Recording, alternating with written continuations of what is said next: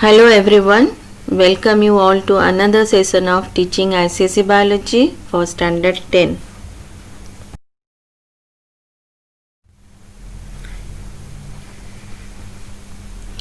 In this session, we will start with adaptations in leaf to perform photosynthesis.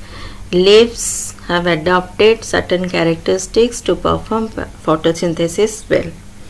One of them is large surface area. Large surface area facilitates maximum absorption of light. More surface area, more light absorption. If leaves are narrow in certain plants, that is also an adaptation, that is to minimize transpiration in order to conserve water, as we have seen in oleander and pine. Narrow leaves minimize transpiration but also minimize the rate of light absorption. So if leaves are wide and large, they have large surface area, then they can absorb maximum light. So large surface area of leaves is an adaptation to perform photosynthesis well. Then the arrangement of leaves. If the leaves are arranged at right angle to the light source, then they can obtain maximum light. Leaves are properly, all parts of the leaves are properly exposed to light if they are arranged at right angle. So this is an adaptation. Cuticle and upper epidermis. These are transparent and waterproof to allow light to enter freely. If the cuticle is thin, then light can enter rapidly. If cuticle is thick, light can enter late. So thin cuticle is also an adaptation. Upper epidermis and cuticle are transparent so that light can easily enter into the leaves and the leaf cells.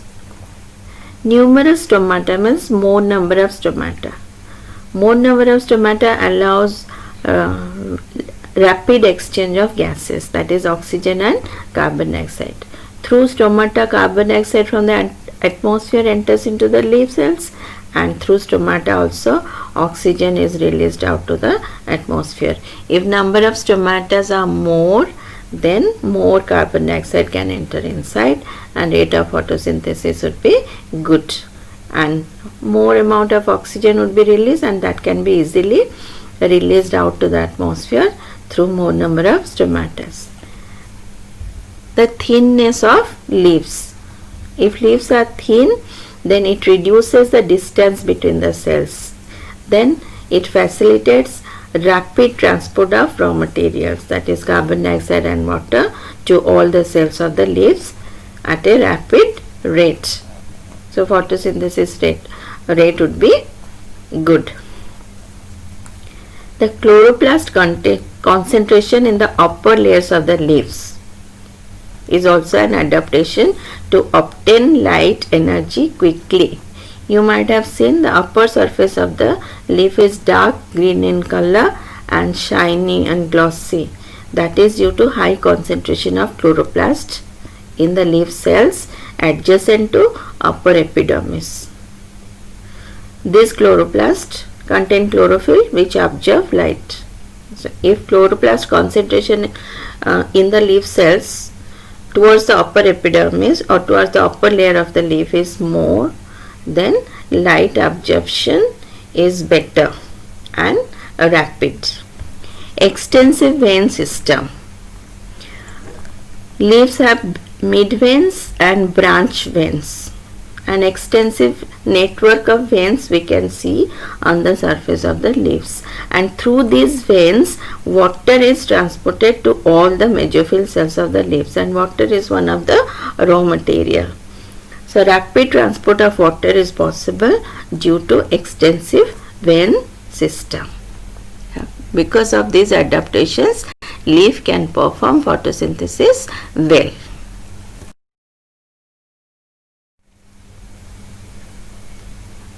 The end products of photosynthesis are glucose, water and oxygen.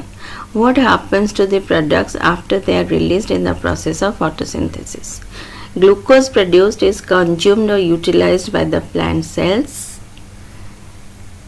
some portion of the glucose is stored as insoluble starch, or we can say extra glucose, which is not utilized by the plant body, can be stored as insoluble starch or sucrose, or it is used in synthesizing fat, proteins, etc. The water produced in this process may be reutilized for another lot of photosynthesis to take place, or it may be given out of the plant body through transpiration. Oxygen released during the process of photosynthesis may be used for respiration in the leaf cells, but a major portion of the oxygen produced diffuse out into the atmosphere through the stomata, because during photosynthesis plenty of oxygen molecules are released, and all the oxygen molecules are not utilized by the leaf cells for respiration. So major portion goes out of the plant body into the atmosphere through stomata, but some portions are released, some portions are utilized by the leaf cells for respiration. Utilization of synthesized food and its translocation takes place throughout the plant body. The food manufactured in a leaf is required by all other parts of the plant which cannot make food, since they don't have chlorophyll. The glucose that is formed in the leaf very rapidly during photosynthesis is produced, so it cannot be conducted or transported at that time when photosynthesis takes place. So it is converted into insoluble starch for temporary storage in the leaf. But at night when photosynthesis stops, because no light is available, the starch is again reconverted into soluble sugar, which is transported in solution form only through the veins of the leaves and down to the phloem of the stem and up to the root. In this way it gets transported or translocated to different parts of the plant, where it may be reconverted into starch for storage, as in potato, maybe in the roots, maybe in the stems, maybe in the vegetables, and to utilized when required to produce energy for various functions of the plant body.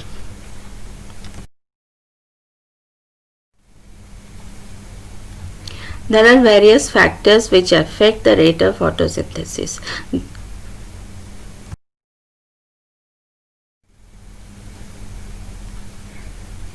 These factors which affect the rate of photosynthesis can be divided into external factors and internal factors. Factors in the atmosphere which affect the rate of photosynthesis, they are external factors, and factors inside the plant body which affect the rate of photosynthesis are internal factors. First we will discuss about external factors. One of the external factors is temperature. With the rise in temperature, the rate of photosynthesis rises, and this rise occurs up to the optimum temperature of 35 degrees Celsius. That is the maximum suitable temperature when photosynthesis occurs best, after which the rate falls and stops above 40 degrees Celsius. At this uppermost limit, the enzymes which are required for photosynthesis are destroyed. As we all know that for each chemical reaction, chemical process in the living body, enzymes are required as catalyst, and these enzymes are proteins which get destroyed at high temperature. So if the temperature goes beyond 40 degrees Celsius, then the enzymes get destroyed and the chemical reaction of photosynthesis cannot take place. A rise of 10 degrees Celsius up to the optimum temperature, that is 35 degrees Celsius, doubles the rate of photosynthesis. For example, a rise from 20 degrees Celsius to 30 degrees Celsius, or 22 degrees Celsius to 32 degrees Celsius, or 25 degrees Celsius to 35 degrees Celsius doubles the rate of photosynthesis.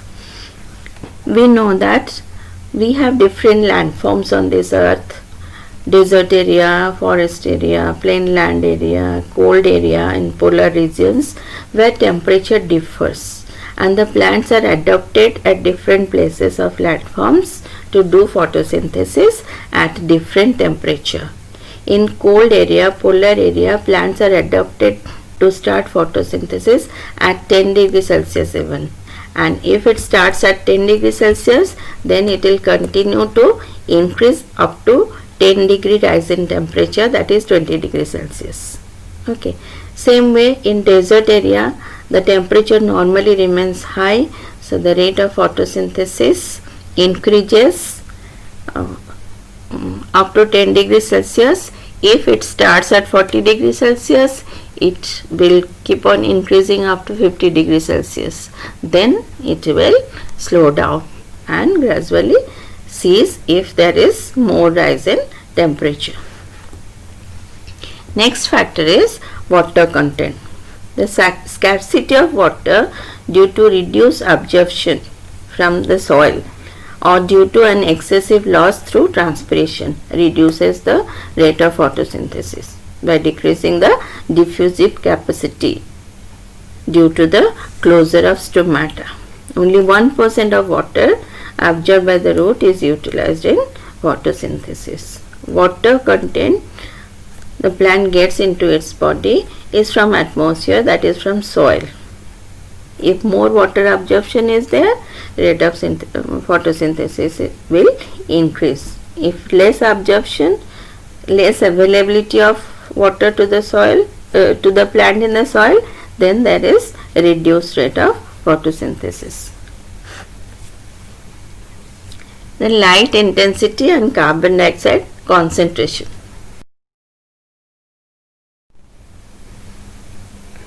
The rate of photosynthesis increases with the increase in light intensity.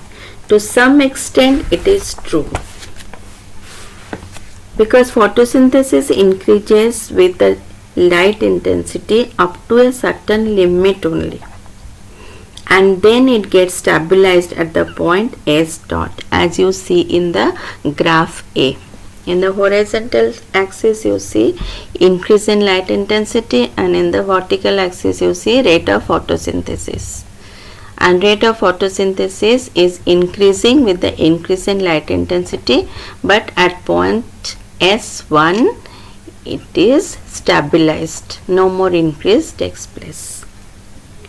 But if at this point the carbon dioxide concentration is increased, the photosynthesis rate also increases further, as you see in the graph B. After point S dot 1, if the carbon dioxide concentration increases, then the rate of photosynthesis also start increasing. So after point S1, light intensity only won't be able to increase the rate of photosynthesis. It requires increase in carbon dioxide concentration. Normally the concentration of carbon dioxide in the atmosphere is 0.02%. So at S dot, rate of photosynthesis will be stabilized with 0.02% of carbon dioxide concentration, and it requires the carbon dioxide concentration to increase. So if carbon dioxide concentration increases from 0.02% up to 0.05%, with the increase in light intensity, the rate of photosynthesis increases. So here two factors are required: increase in the carbon dioxide concentration and increase in light intensity as well.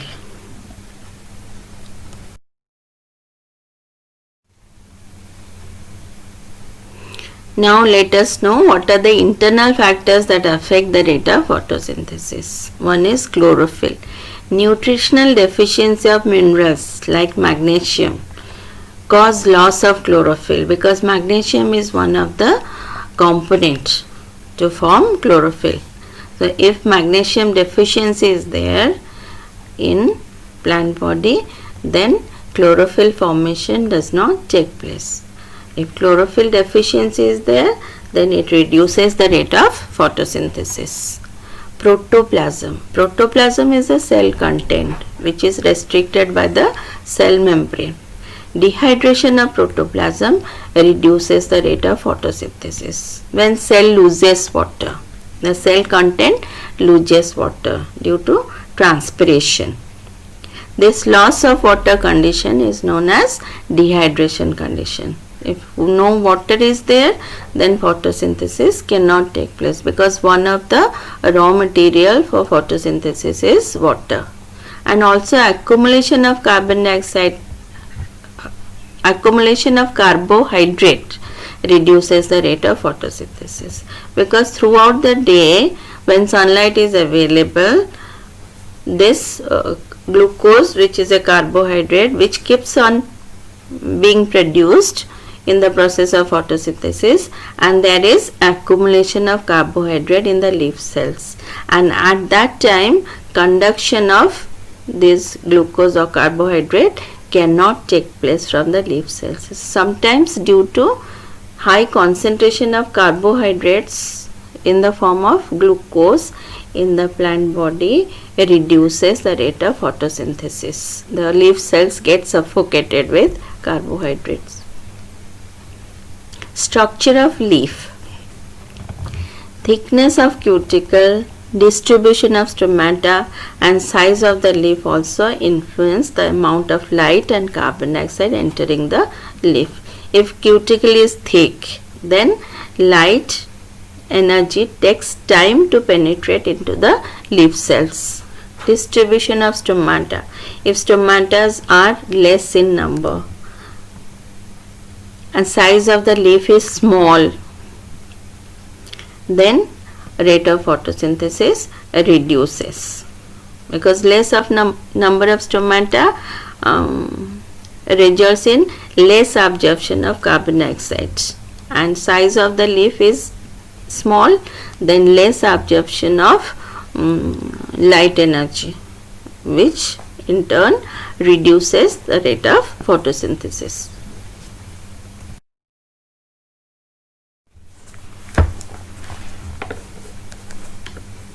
A number of experiments can be done to confirm the various conditions and requirements necessary for photosynthesis. As we know that chlorophyll, carbon dioxide, water are necessary for photosynthesis. So in absence of these requirements, does photosynthesis take place or not? That we can confirm through a number of experiments.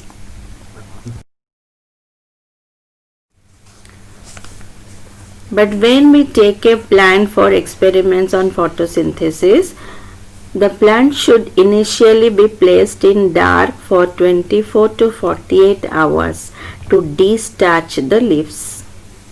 Okay, during this period, all the starch will be removed from the leaves and stored in the storage organs. So leaves will not show the presence of starch. As we know that photosynthesis takes place in the plant and glucose is produced and it is stored in the form of starch. If we take a plant and start doing the experiments of photosynthesis, then that plant must be having stored starch in it.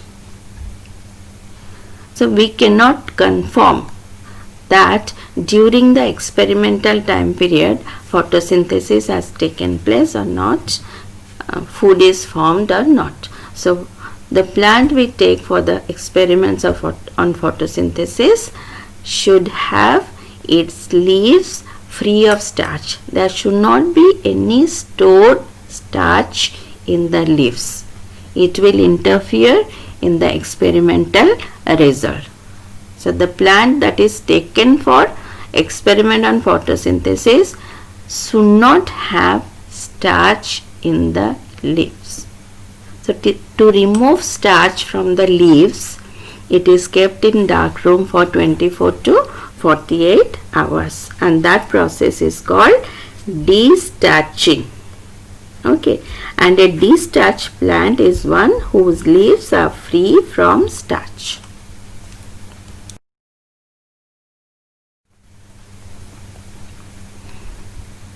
And for the experiments on photosynthesis, we have to test a leaf for presence or absence of starch by a test that is called iodine test. From iodine test, we come to know that whether starch is present in the leaf or not. To confirm the presence of starch, this iodine test is done. There are 4 steps to be followed in this iodine test. First, we will take the leaf and dip the leaf in boiling water for a minute so that all the living cells will die. To kill the living cells, it would be put in boiling water for 1 minute, because living cells in the leaf will continue to do their metabolic activities which may interfere in the experimental result. So leaf cells are to die. We have to kill the leaf cells first by putting it in boiling water. Then we'll take the leaf from boiling water and put it in methylated spirit or methanol or ethylated spirit or ethanol. Any kind of alcohol we can use for this, ethanol or methanol. Okay, and this ethanol or methanol would be taken in a test tube, and that test tube would be put inside a beaker containing water, that is called water bath. This arrangement is called water bath, and this beaker would be kept on a tripod stand and it would be boiled with the help of Bunsen burner or spirit burner. We keep the test tube containing ethanol in the beaker containing water because ethanol is highly inflammable. It catches fire very easily. It is not to be put directly on heat. So in this setup, we will keep the leaf inside the test tube containing ethanol or alcohol, and we keep the leaf in alcohol and boil it to remove chlorophyll from the leaf. Now the leaf is transparent and hard and brittle. Then we take this leaf out from alcohol and put it again inside a beaker containing hot water or boiling water, so that the leaf will become soft. To soften the leaf, it is put in hot water, because when it is boiled in alcohol, then it becomes brittle and hard, which can easily break. To soften it, we put it in hot water for 1 minute. Then we'll take the leaf out from hot water and keep it or spread it in a dish and pour few drops of iodine solution on it. Okay, in presence of starch, this iodine solution will turn blue-black. So if starch is present in the leaf, if photosynthesis has taken place in the leaf, then starch is formed and starch is present, and the iodine solution turns blue-black. The original color of iodine solution is brown, and this brown color will turn to blue-black, which will confirm the presence of starch. If no starch is formed, no photosynthesis has taken place, then that brown color will not show any change. It remain unchanged. From this, we can confirm that photosynthesis has taken place in the leaves or not. Starch is present or not.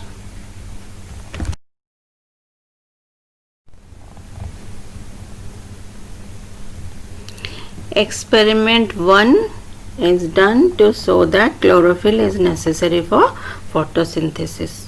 For this we will take a plant with variegated leaves.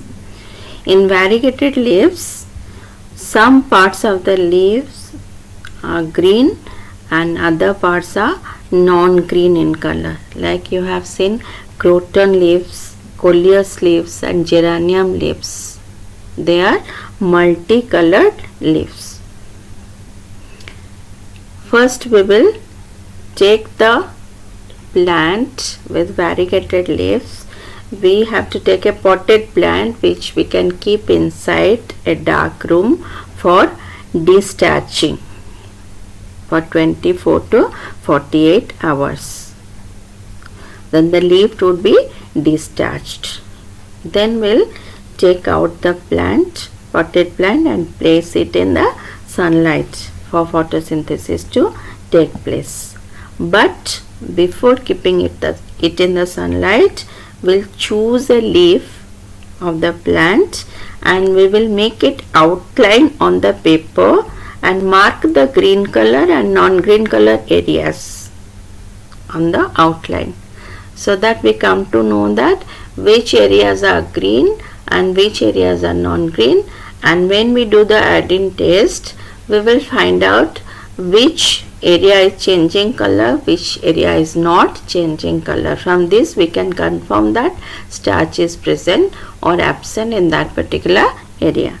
So to mark the green area and non-green area, we'll make an outline on the paper.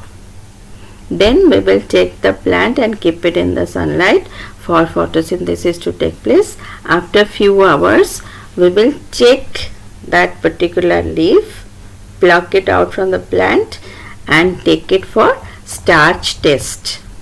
When we do starch test or iodine test, we will see that only the green parts of the leaf turn blue-black, showing the presence of starch, and non-green areas, they don't show any color change, confirming that in that part photosynthesis has not taken place. The green parts of the leaf contain chlorophyll, so it could do photosynthesis.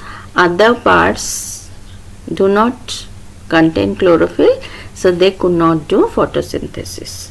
So chlorophyll is necessary for photosynthesis. Experiment 2 is done to confirm that sunlight is necessary for photosynthesis. For this we will take a potted plant and keep it in dark room for 24 to 48 hours for discharging the leaves. Then we'll choose one leaf and take a strip of black paper and stick it to the surface of the leaf with the help of clips. So that area will not get sunlight. Other parts of the leaf will get sunlight. And in this condition we will keep the potted plant in the sunlight for photosynthesis to take place. After a few hours we will pluck that leaf, take out the black paper and do iodine test with the leaf, and we will see that the part which could get sunlight did photosynthesis and turned blue-black, and which part of the leaf was covered with black paper did not get sunlight, so could not do photosynthesis and will not show the presence of starch. The brown color will remain unchanged. There is no change in color of iodine solution because no presence of starch over there. This confirms that sunlight is necessary for photosynthesis. Experiment 3 is done to show that carbon dioxide is necessary for photosynthesis. Here also we will take a plant with destarched leaves. So first we have to do destarching with the plant.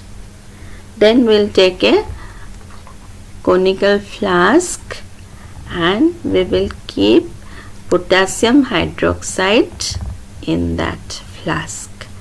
Potassium hydroxide absorbs carbon dioxide, and we will make a hole in the lid of the flask and insert one leaf of the plant into the flask in such a way that half of the leaf will remain inside the flask and other half will remain outside, as you see in the diagram B. In that condition, the leaf will remain half inside the flask and half outside. So inside the flask some air is there in which carbon dioxide might be present, but potassium hydroxide will immediately absorb that carbon dioxide. So inside the flask no carbon dioxide is available to the leaf, and in this condition we will keep the plant in sunlight for photosynthesis to take place. After few hours we will take out that leaf from the flask and do iodine test with that leaf. So we will observe that the part which was inside the flask did not show any color change, remain brown, and the other half which was outside the flask that turned blue black, showing the presence of starch. The half of the leaf which was inside the flask did not get carbon dioxide, so it could not do photosynthesis and form starch. The other half which was outside could get carbon dioxide and could do photosynthesis. So it has shown the presence of starch by turning blue black. So this confirms that carbon dioxide is necessary for photosynthesis.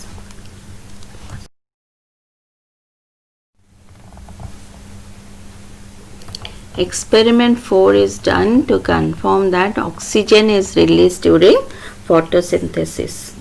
For this we have to take some water plants, few twigs of water plants, that is Elodea or Hydrilla. We will take a beaker containing water. We will fill the beaker more than the half with water. Then we will take a funnel and we will arrange the twigs of Hydrilla plant inside the funnel in such a way that the tailings of the twigs will face the narrow mouth of the funnel. For this experiment we have to take an aquatic plant because we have to collect the gas that is released by the downward displacement of water, and here we will take pond water which is suitable for the aquatic plant to do photosynthesis and make food. Then we will take a test tube and fill it with water, and closing the mouth of the test tube with the help of our thumb, we will invert the test tube and take it inside the water in the beaker and invert that test tube over the narrow mouth of the funnel as it is shown in the diagram. Then we will keep it in sun for getting sunlight and to do photosynthesis. After few hours we will see that bubbles are coming out from the narrow mouth of the funnel and going in upward direction, and we will also observe that the level of water in the test tube is reducing, and the blank space or empty space which is seen looking empty, that is filled with a gas, and these gas bubbles are coming from these twigs of Hydrilla plant and occupying space over water. When the test tube is completely filled with the gas, the whole water from the test tube is displaced by the gas. Then we will take out the test tube in inverted condition and take a gluing splinter and sew it at the mouth of the test tube in inverted condition. Then that glowing splinter will burst into flame, which shows that the gas present inside the test tube is oxygen, because oxygen is the supporter of combustion. And this confirms that oxygen gas is released during photosynthesis.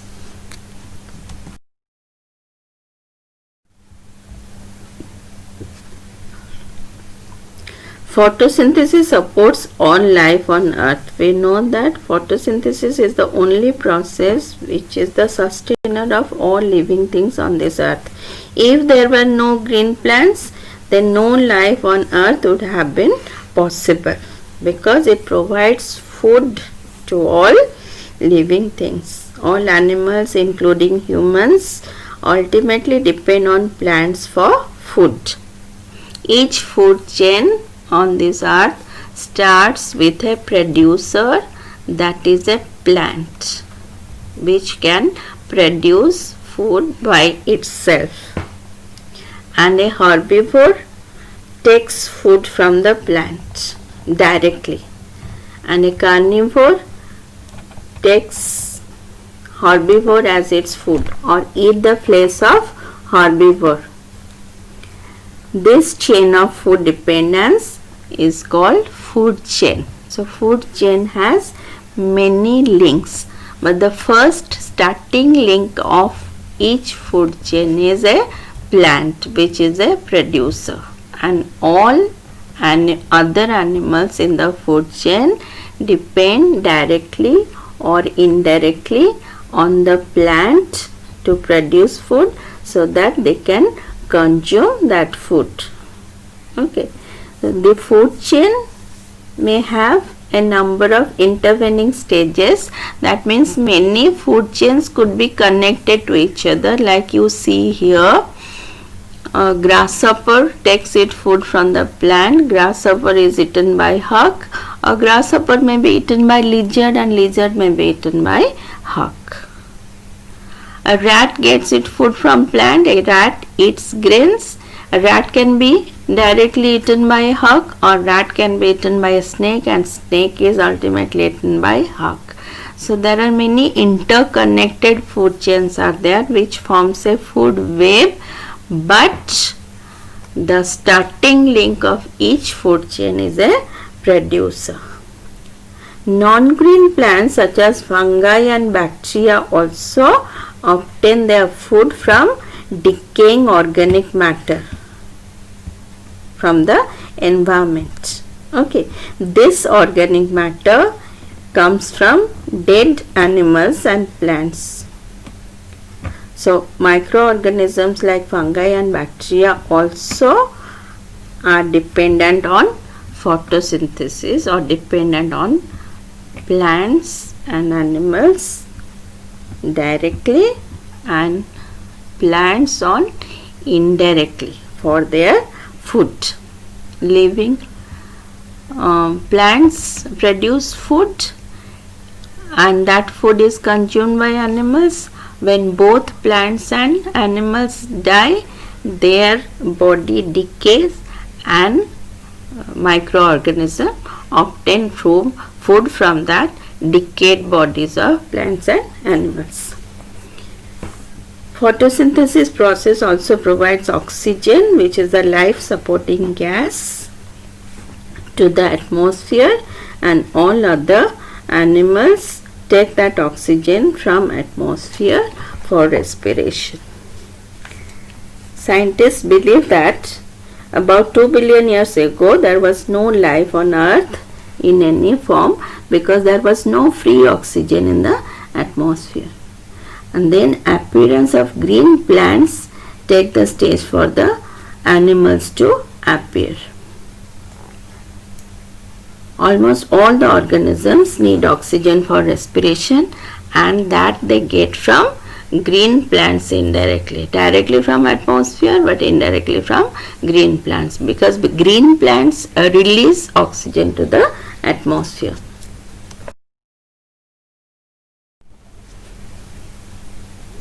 The exchange of carbon between living and non-living world is called carbon cycle.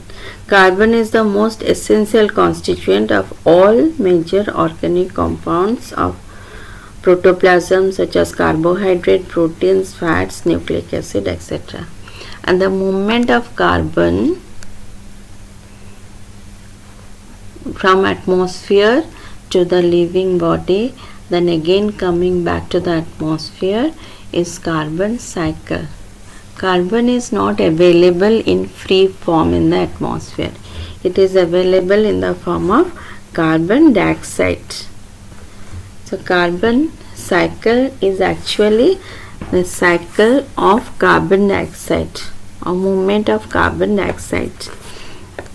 Carbon cycle is a series of chemical reactions in which carbon as an element in carbon dioxide, as it is not available in free form, it is removed from the air, used by the living organisms in their body processes, and finally it goes back to the air. The steps of carbon cycle are photosynthesis. First step is photosynthesis. Carbon dioxide is taken from the atmosphere by the plants for doing photosynthesis. Then the food that is prepared in the plant is consumed by animals. Then both plants and animals give back carbon dioxide to the atmosphere during a respiration. The carbon dioxide again goes back to the atmosphere as a result of process of respiration. But when the plants and animals die, then their body get decomposed by microorganisms like bacteria and fungi, and in the process of decomposition, carbon dioxide is also released as a component and goes back to atmosphere. If the dead bodies of plants and animals are buried underground over 1,000 years, then it turns into fossil and fossil fuel, that is coal, petroleum and natural gas, and these are used in automobiles, in industries and factories for producing heat energy. And in this process of combustion, again carbon dioxide is released and goes back to atmosphere. And this is the whole process of carbon cycle, in which carbon dioxide is taken from the atmosphere by plants, then goes to animal body, then again during respiration goes back to atmosphere, then in the process of decomposition also it is released and go back to atmosphere, then in the process of formation of fossil and fossil fuel, which are ultimately used for combustion process, and in the process of combustion again carbon dioxide is released and go back to atmosphere. Here we end this session. Thank you.